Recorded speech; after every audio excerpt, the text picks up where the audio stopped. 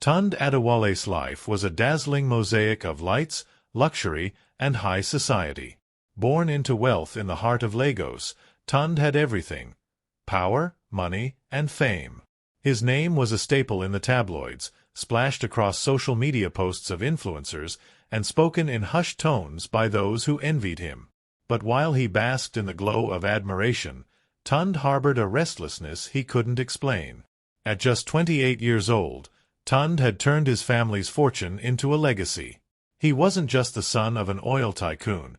He was the face of Adewale Luxe, Nigeria's premier fashion house. Every dress, every suit bearing the Adewale brand was a mark of sophistication and exclusivity.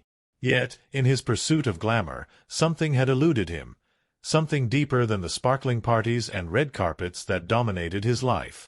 Tund had a clear vision of his ideal partner. She had to be stunning, cultured, and radiate elegance. A queen who would amplify his image and complete the picture of perfection he had crafted. "My partner," he often said to his friends, "must be like the diamonds I sell, flawless and priceless." But one failed relationship after another left Tund increasingly frustrated. The women he dated were gorgeous and worldly, but the connections felt shallow. They loved his wealth more than they loved him. Despite his confident exterior, Tund began questioning whether he'd ever find someone who truly understood him. Far from the chaos and allure of Lagos, in the peaceful village of Ilorin, lived Amina Ibrahim. Amina was everything Lagos wasn't: simple, serene, and grounded.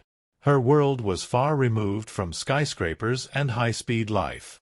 She lived in a humble mud-brick house with her mother and younger brother.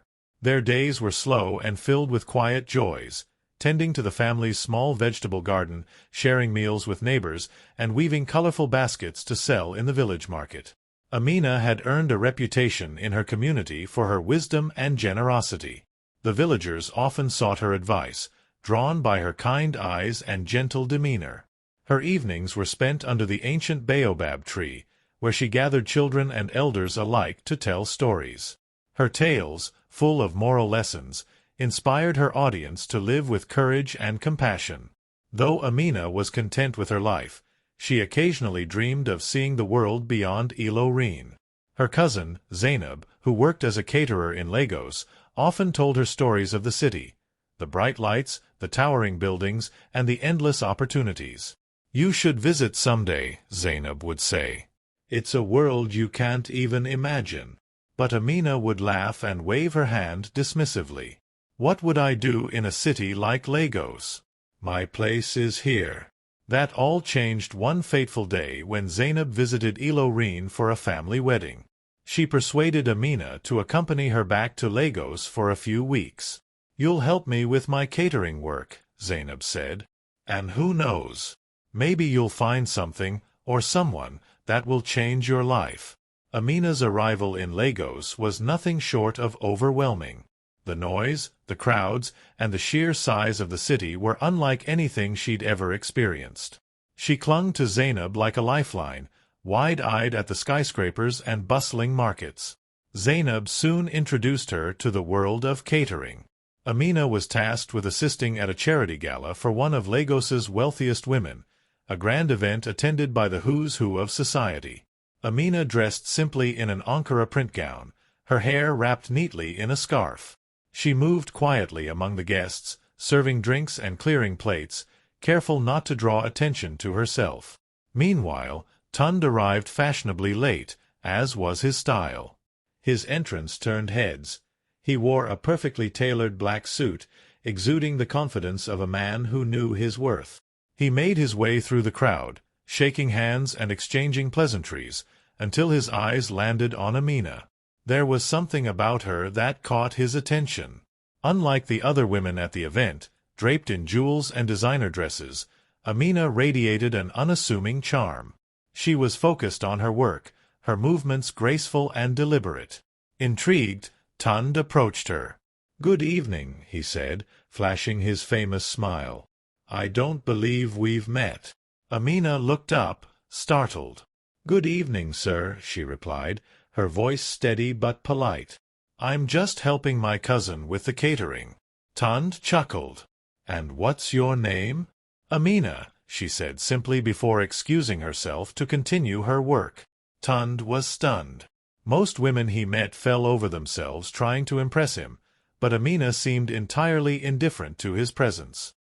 He watched her for the rest of the evening, curious about the woman who carried herself with such quiet dignity. Over the following weeks, Tund found himself thinking about Amina more than he cared to admit. Her simplicity and authenticity had left a deep impression on him. He began attending events catered by Zainab, hoping to see her again. Each time they met, their conversations grew a little longer. Tund learned about Amina's life in Ilorin, her love for storytelling, her family's struggles, and her deep connection to her community. She told him tales from her village, weaving lessons of humility and resilience into her words. One evening, as they sat in a quiet corner during an event, Amina shared a story about a tortoise and a baobab tree. The tortoise wanted to climb the tallest baobab tree to reach the sweetest fruit, she began. He tried to climb alone but kept falling. Only when he sought the help of others did he succeed. The lesson is simple. We can't achieve great things without humility and collaboration.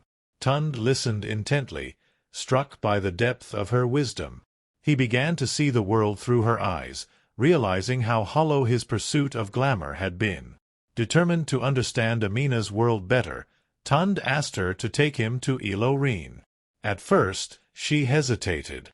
"You wouldn't survive a day in my village," she teased. "There are no fancy cars or air-conditioned houses." But Tund insisted, and soon they were on the road to Ilorin. The journey was transformative for him. In the village, he saw a life stripped of the superficiality that defined Lagos. The people were kind and generous, despite their modest means. Children played barefoot in the fields, and neighbors shared meals without expecting anything in return. Amina introduced Tund to her mother and brother, who welcomed him with open arms. She took him to the baobab tree, where she told stories to the villagers. Tund watched, mesmerized, as she brought her audience to life with her words. For the first time in his life, Tund felt a sense of peace and belonging that he had never experienced in Lagos. Back in Lagos, Tund found it increasingly difficult to return to his old ways. The parties and red carpets felt empty without Amina by his side. He began incorporating the lessons he had learned from her into his work, focusing on sustainability and community development. Tund's friends were baffled when he announced his intention to marry Amina.